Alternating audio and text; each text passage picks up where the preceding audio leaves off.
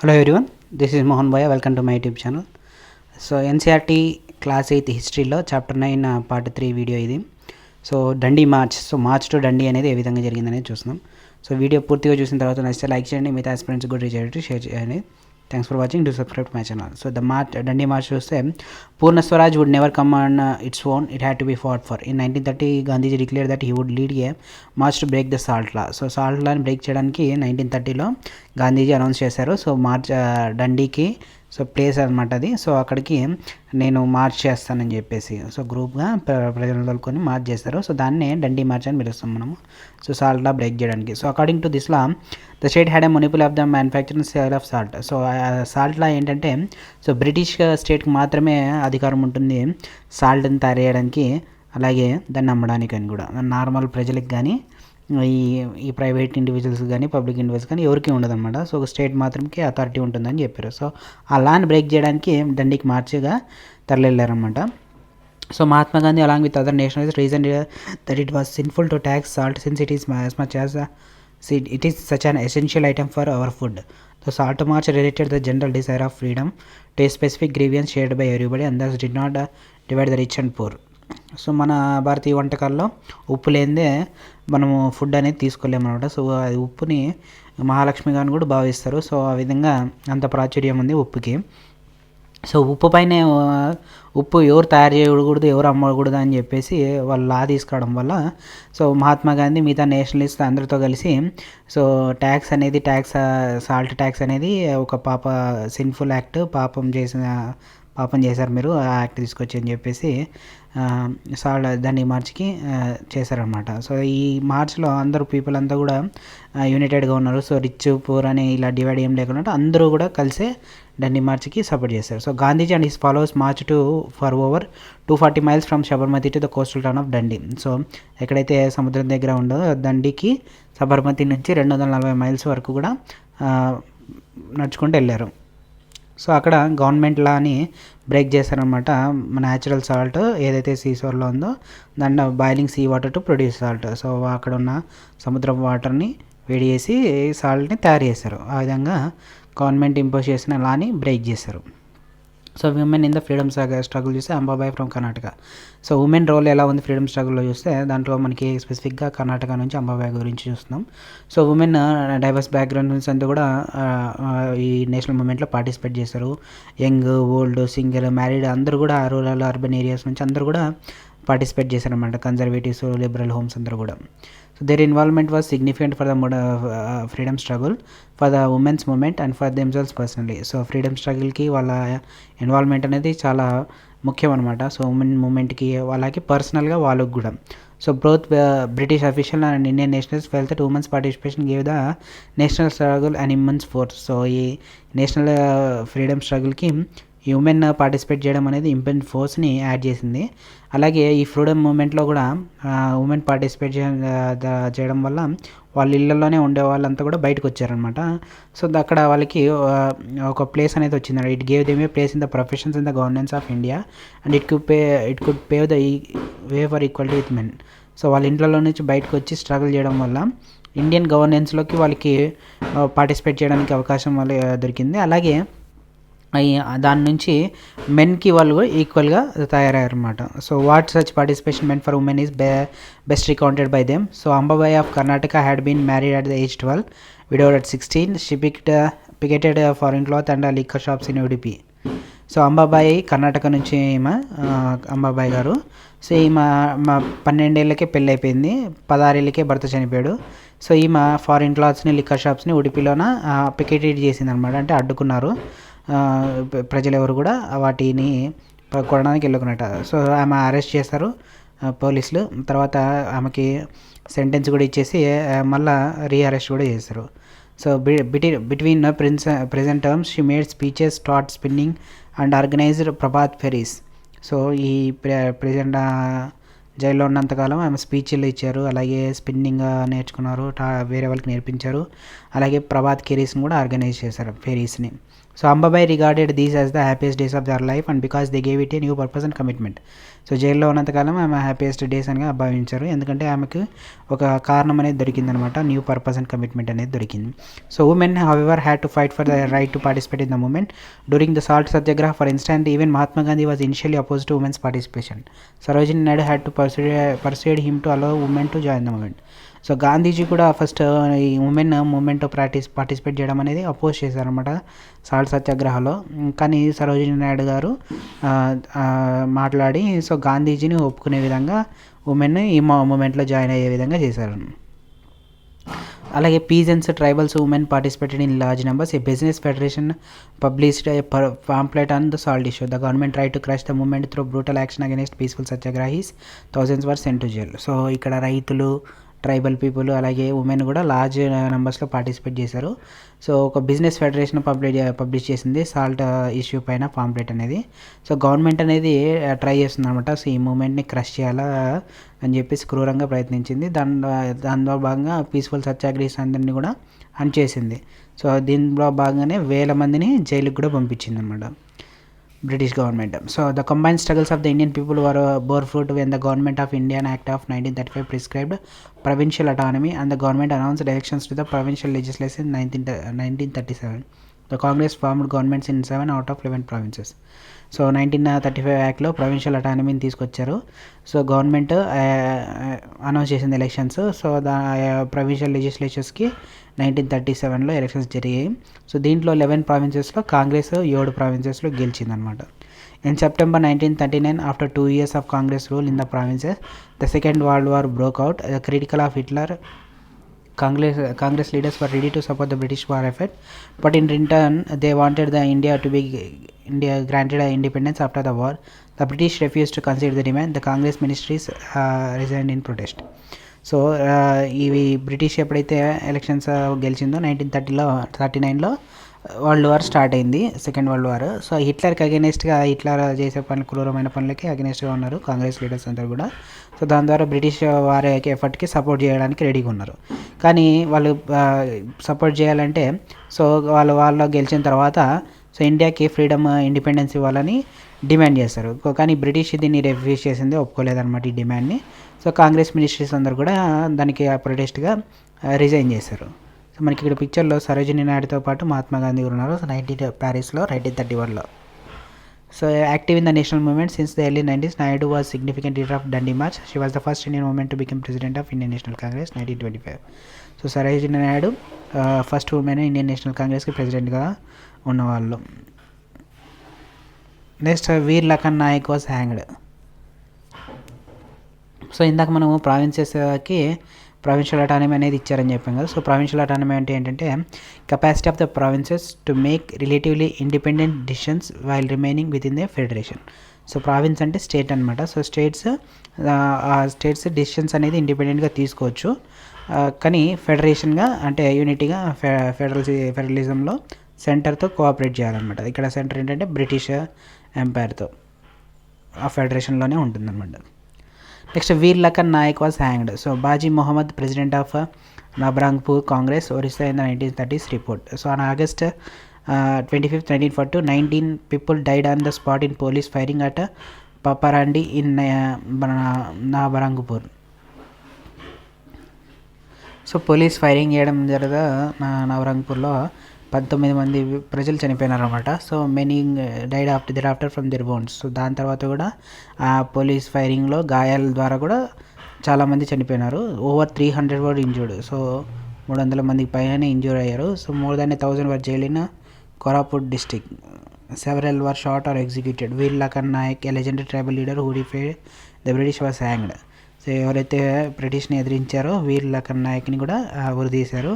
వేలాది మందిని జైలు పంపించారు. 300 మంది కంటే పైనే గాయపడ్డారు.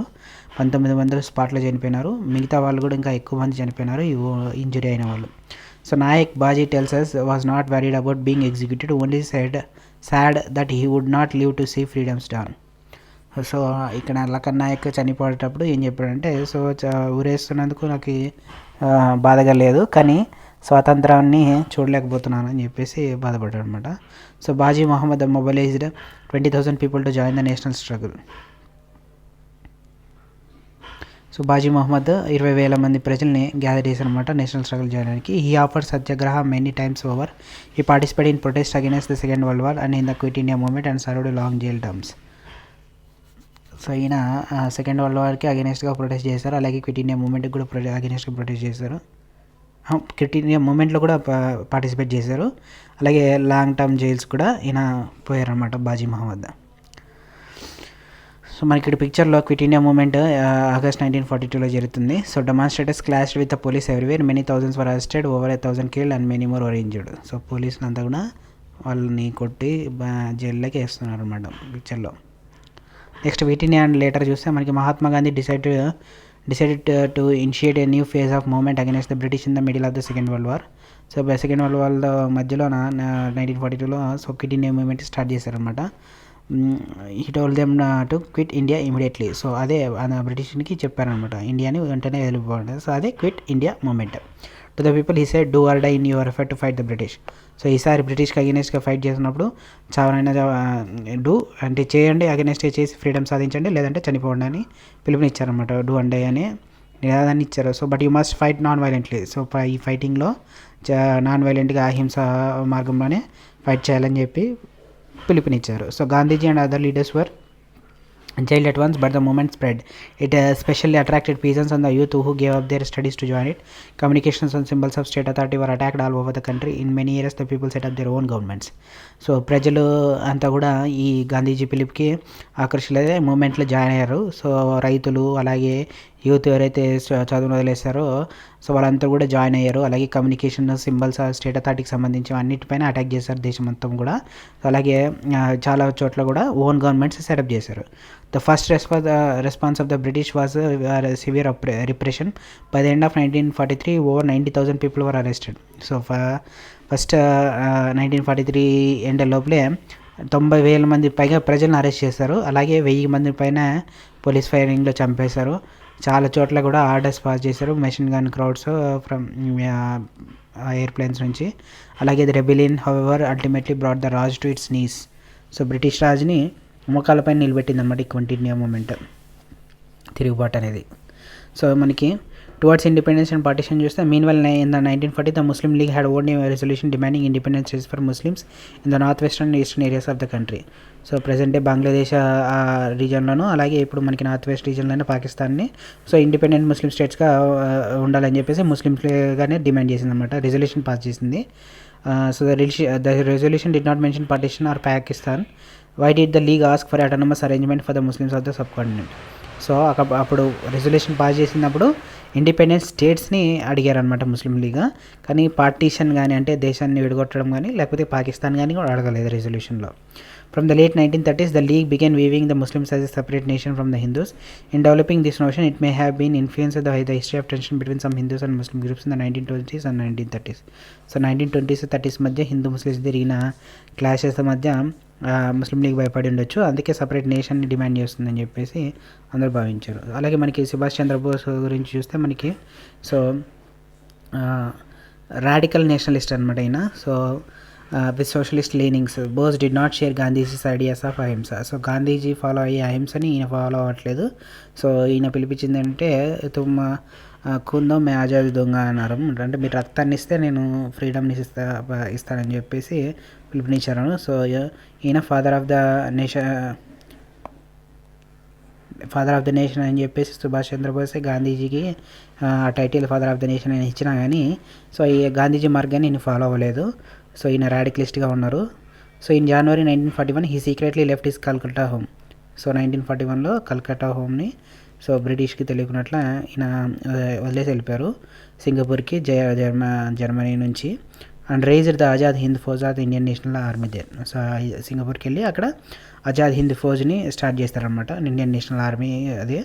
To free India from the British control in 1944 the INA try to enter the India through Imphal and Kohima but the campaign failed.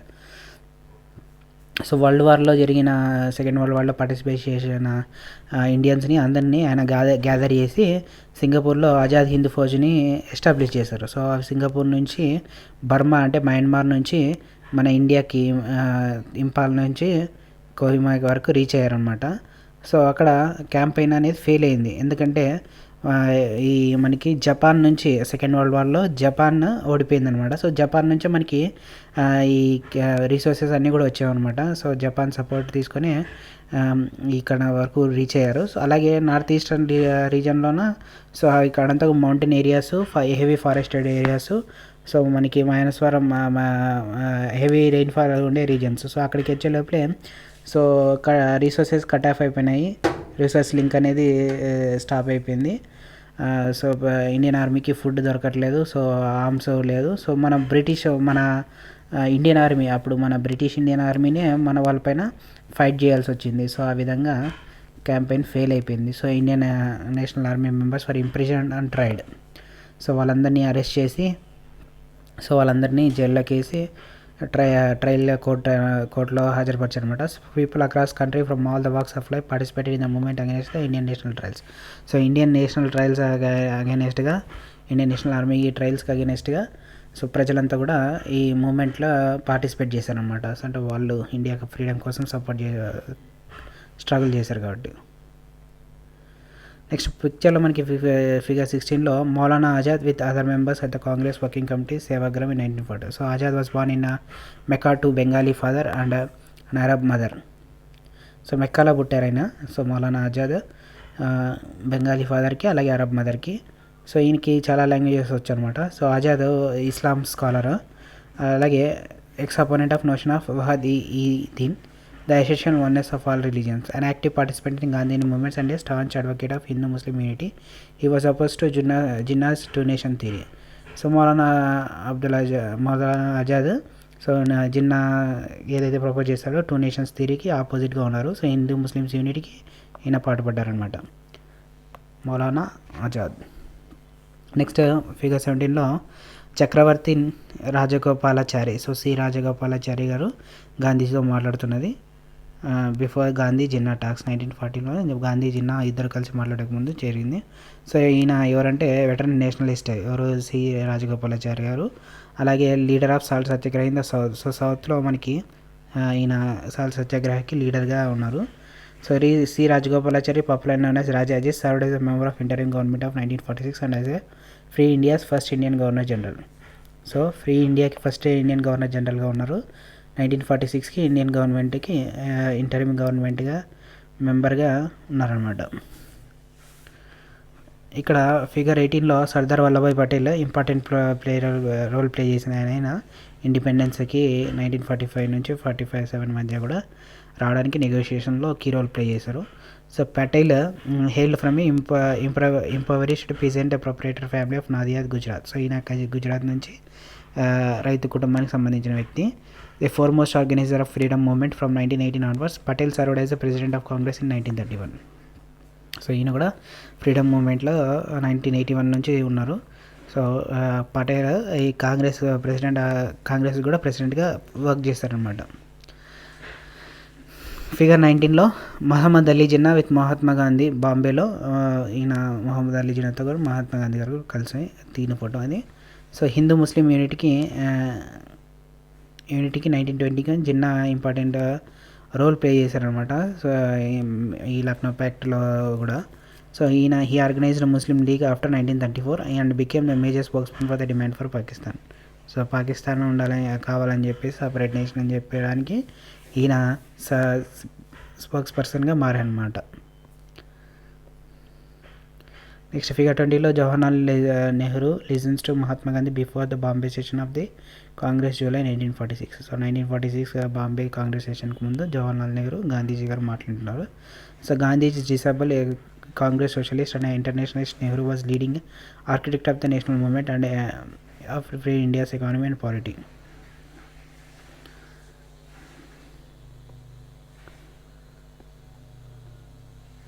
So more importantly, the provincial elections of 1937 seemed to have convinced the League that Muslims were a minority. Then they would always have to play the second fiddle in democratic structure. So it feared that Muslims may even go unrepresented. The Congress rejection of the League's decide to form a joint Congress League government in the United Province in 1930. So also entered the League. So Muslim league 1937 provincial ఎలక్షన్స్లో Muslims అందరూ కూడా మైనారిటీగా ఉన్నారని చెప్పేసి వాళ్ళందరినీ కూడా freedom వచ్చిన తర్వాత అనవదొక్కుతారని వాళ్ళు ఫీల్ అయ్యారనమాట, భయపడ్డారు. అలాగే కాంగ్రెస్ రిజెక్ట్ చేసిందన్నమాట ఏదైతే లీగ్ డిజైర్ ఉందో, జాయింట్ కాంగ్రెస్ లీగ్ గవర్నమెంట్ అనేది యునైటెడ్ ప్రొవిన్స్లో 1937లో ఎస్టాబ్లిష్ చేయాలనే దాన్ని రిజెక్ట్ చేసింది. సో దాని ద్వారా కూడా లీగ్ ఫెయిర్ అవుతుందన్నమాట. The Congress failures to mobilise the Muslim masses in the 1930s allowed the League to widen its social support. So Congress ఈ ముస్లిం మాసెస్ అనేది కూడా 1930sలో గ్యాదర్ చేయలేకపోయిందనమాట. సో దాని ద్వారా లీగ్ ఈ సోషల్ సపోర్ట్ అనేది గ్యాదర్ చేసుకుంది. Its ought to enlarge its support in the early 1940s when Congress leaders were in jail. Congress leaders అందరు jail ఉన్నప్పుడు కూడా సో దాని సపోర్ట్ అంతా గెయిన్ చేసుకుంది. At the end of the war in 1945 the British open negotiation between the Congress, the league and themselves for the independence of India. So 1945లో ఈ negotiations అనేది start చేసిందనమాట. బ్రిటిష్ కాంగ్రెస్తోనూ లీగ్తోనూ మిగతా వాళ్ళతోనూ ఇండిపెండెన్స్ కోసం. So the talks failed because the league saw it self as the souls person of India's Muslim. The Congress could not accept this claim since a large number of Muslim still supported it. So ఇక్కడ talks ఎందుకు fail అయ్యాయంటే, so ముస్లిం league ఏం చెప్తుందంటే, so అది ముస్లిమ్స్కి soul స్పీకర్గా ఉంటుందని చెప్తుంది. కానీ కాంగ్రెస్ ఏం చేసిందంటే యాక్సెప్ట్ చేయలేదు క్లెయిమ్ని, ఎందుకంటే చాలామంది ముస్లిమ్స్ కూడా కాంగ్రెస్ని సపోర్ట్ చేస్తున్నారని. So elections to the provinces were again held in 1946. The Congress did well in the general constituency but the league's success in the seats reserve for Muslims was spectacular. So 1946లో జరిగిన ఎలక్షన్స్లో ప్రావిన్సెస్కి కాంగ్రెస్ బాగానే గెలిచింది అన్నిట్లోనూ. అలాగే ఏదైతే ముస్లిమ్స్కి రిజర్వ్ చేసిన సీట్స్లో కూడా ముస్లిం లీగ్ అనేది గెలిచిందనమాట. It persisted with its demands for Pakistan. In March 1946 the British cabinet sent a 3-member mission to Delhi to examine this demand and to suggest a suitable political framework for free India. So free India కోసం 1946లో British cabinet అనేది 3 మనుషులు పంపించిందన్నమాట ఢిల్లీకి. So వాళ్ళ డిమాండ్ని examine చేయాలి, పాకిస్తాన్ డిమాండ్ని. ఈ mission ఏం suggest చేసిందంటే, India should remain united and constitute itself a loose confederation with some autonomy for Muslim majority states, but it could not get the Congress and Muslim League to agree to specific details of the proposal. Partition now became more or less inevitable. So ఈ mission ఏం చెప్పిందంటే, 3 members mission అనేది, so India రీయునైటెడ్గానే ఉండాలి, కానీ ఏదైతే ముస్లిం majority people ఉన్నారో వాళ్ళకి ఎక్కువ కొంచెం అటానమీ అనేది ఇవ్వాలి స్టేట్స్కి అని చెప్పింది. కానీ ఈ కాంగ్రెస్ ముస్లిం లీగ్ అంతా కూడా ఆ ప్రపోజల్ స్పెసిఫిక్ డీటెయిల్స్కి అగ్రీ చేయలేదన్నమాట. సో దాని ద్వారా పార్టీషన్ అనేది కన్ఫర్మ్ అయిపోయింది. So Khan Abdul Ghaffar Khan, Pashtun leader from north west frontier province with his colleagues at peace March through Bihar March 1947. Also known as Badshah Khan, he was the founder of the Qadi Khidmatgars, a powerful non-violent movement among the Pathans of his province. Badshah Khan was strongly opposed to the partition of India. He criticized his Congress colleagues for agreeing to the 1947 decision. So ఇక్కడ కనిపిస్తుంది ఆయన బాద్షా ఖాన్ అని. So ఈయన India Pakistan పార్టీషన్ని స్ట్రాంగ్గా oppose చేశారనమాట. So Congress leaders ఎవరైతే support చేశారో వాళ్ళని కూడా క్రిటిసైజ్ చేశారు. Next, after the failures of cabinet machine, the Muslim league decided on mass agitation for winning is Pakistan demand. So cabinet machine fail అయిన తర్వాత ముస్లిం లీగ్ అనేది మాస్ అజిటేషన్ అనేది స్టార్ట్ చేసింది పాకిస్తాన్ కోసము. So it announced 16th August 1946 as a direct action day. So 16th August 1946 direct action డేగా ప్రకటించింది. So ఆ రోజున చాలామంది రియాట్స్ అనేది కల్కట్టాలోను అలాగే సెవరల్ డేస్గా ఈ ప్రొటెస్ట్ అనేది స్టార్ట్ చేశారనమాట. దీని ద్వారా 1000 మంది ప్రజలు చనిపోయినారు.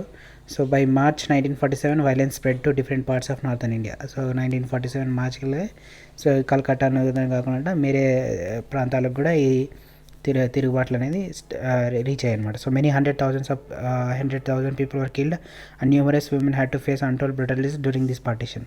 సో ఈ పార్టీషన్ జరిగే టైంలో వందల వేల ప్రజలంతా కూడా చనిపోయినారు. చాలామంది ఉమెన్ అంతా కూడా చాలా బ్రూటాలిటీస్ ఫేస్ చేయాల్సి వచ్చేది అనమాట. అలాగే వాళ్ళ ఫ్యామిలీకి దూరంగా వెళ్ళి చిల్లా చెదరైపోయినారు అనమాట ప్రజలంతా కూడా. సో మిలియన్స్ పీపుల్ అంతా కూడా వాళ్ళ ఇళ్ళల్లో వదిలేసి వేరే దేశానికి వెళ్ళిపోవాల్సి వచ్చింది. So torn asunder from their home lands, they were reduced to being refugees in alien lands. So partition also meant that India changed many of its cities change and new country Pakistan was born. So ఈ partition వల్ల India change అయిపోయింది. So Pakistan అనే కొత్త దేశం అనేది establish అయింది. So the joy of our country's independence from British rule came mixed with the pain and violence of partition. So ఇవి మనకి స్వాతంత్రం వచ్చిందనే సంతోషంతో పాటు దేశం విడిపోయి ఒక విధ్వంసము అనేది అహింస అనేది రక్తం మడుగుల్లో దేశం విడగొట్టేశారనమాట.